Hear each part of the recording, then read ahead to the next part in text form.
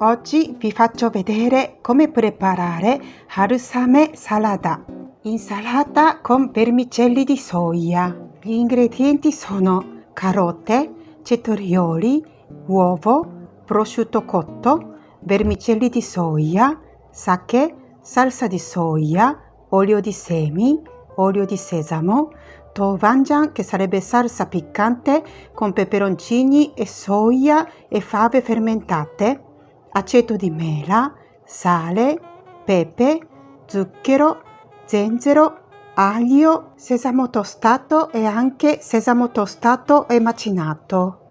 Nella pentolina antiaderente mettiamo un cucchiaio di olio di sesamo, circa mezzo cucchiaino di aglio grattugiato e sempre circa mezzo cucchiaino di zenzero grattugiato. Accendiamo il fuoco basso e soffriggiamo. Mettiamo mezzo cucchiaino di Doubanjiang, mescoliamo sempre con fuoco basso. Aggiungiamo un cucchiaio di sake, mescoliamo e facciamo evaporare l'alcol. Mettiamo 2 cucchiai di aceto di mela o aceto di riso. Se mettete aceto di vino bianco metterete un cucchiaio e mezzo. Cuciniamo un po' e facciamo ammorbidire l'acidità dell'aceto. Mettiamo mezzo cucchiaio di zucchero, sciogliamo lo zucchero mescolando, spegniamo il fuoco e alla fine aggiungiamo 2 cucchiai di salsa di soia. Mescoliamo bene tutto insieme e lasciamo raffreddare. Abbiamo una carota che pesa 80 grammi. Eliminiamo parte sopra e sotto e la buccia. La tagliamo più sottile possibile in diagonale. La tagliamo a julienne più sottile possibile e le mettiamo nella ciotola grandina. Abbiamo un cetoriolo che pesa circa 180 grammi. Eliminiamo parte sopra e sotto. Lo tagliamo 1/3 di larghezza. Lo tagliamo meno sottile della carota. La parte centrale dove ci sono semi è troppo acquosa, quindi non usiamo per questa ricetta.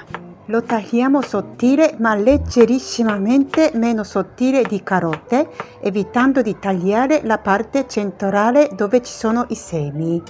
Facciamo a julienne anche cetoriolo e lo mettiamo nella ciotola. Mettiamo mezzo cucchiaino di sale sopra carote e cetorioli. Mescoliamo bene e lasciamo da parte e facciamo uscire l'acqua dalle verdure.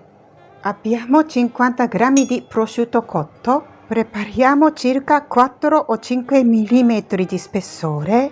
Lo taglio a metà e diventerà circa 4 cm di lunghezza e tagliamo sottile e diventa quasi a julienne. Mettiamo un uovo nella ciotola rompendo il guscio. Mettiamo anche un pizzico di sale. Lo sbattiamo molto bene. Abbiamo una pentola antiaderente e accendiamo il fuoco medio. Mettiamo mezzo cucchiaino di olio di semi. Quando si è scaldata la padella mettiamo questo uovo sbattuto. Facciamo muovere subito la padella in modo da fare andare il liquido dell'uovo uniformemente.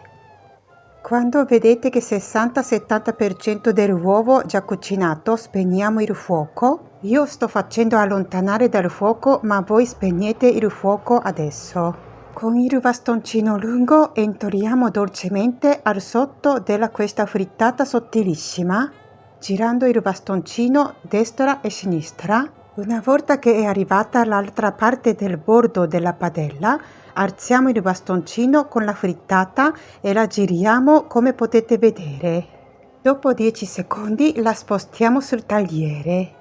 Nella pentola che abbiamo appena usato, senza essere lavata, mettiamo l'acqua di una quantità sufficiente per lessare i vermicelli di soia. Quando comincia a bollire l'acqua, mettiamo un nido di vermicelli di soia che pesa circa 55 grammi. Li vendono spesso nel sacchetto divisi già con la forma del nido. E un nido spesso pesa circa 55 grammi ed è una quantità per 2 porzioni per questa ricetta che è ricco di guarnizioni.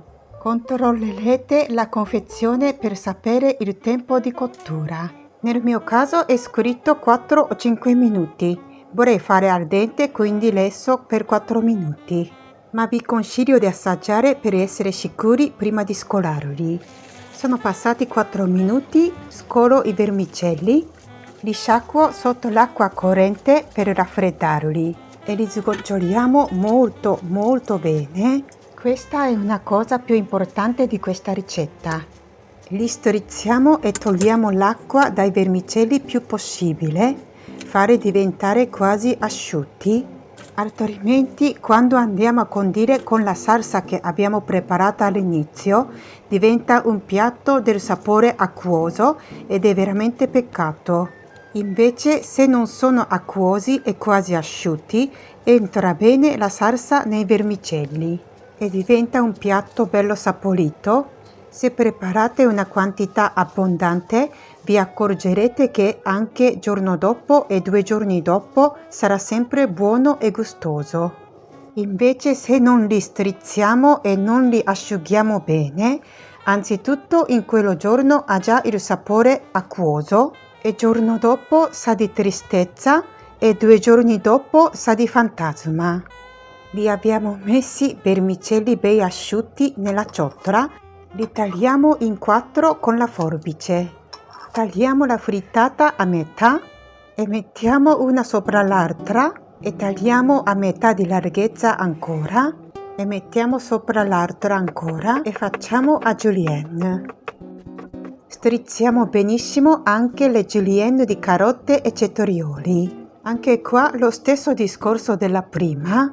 Mi raccomando di strizzarli benissimo, altrimenti buttano fuori l'acqua continuamente, soprattutto i cetrioli. Mettiamo le julienne di carote e cetrioli strizzati benissimo nella ciotola che abbiamo pulito e asciugato. Mettiamo la salsa che abbiamo preparato all'inizio, mescoliamo un po', mettiamo vermicelli di soia.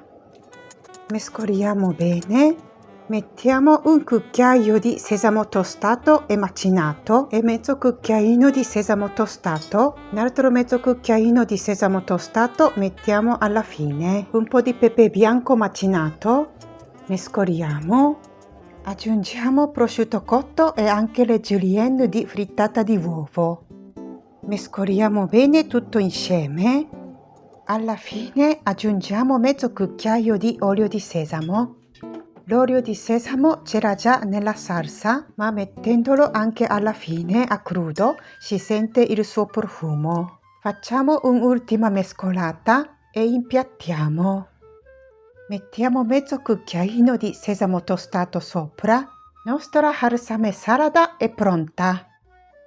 Personalmente mi viene voglia di fare questo piatto nella stagione calda e quando organizzo una cena con gli amici dove preparo diversi piatti, questo è uno di quei piatti che viene sempre apprezzato perché ha un gusto appetitoso e si sposa benissimo con la birra fresca. Essendo vermicelli fatti di soia, sono più digeribili e non appesantiscono.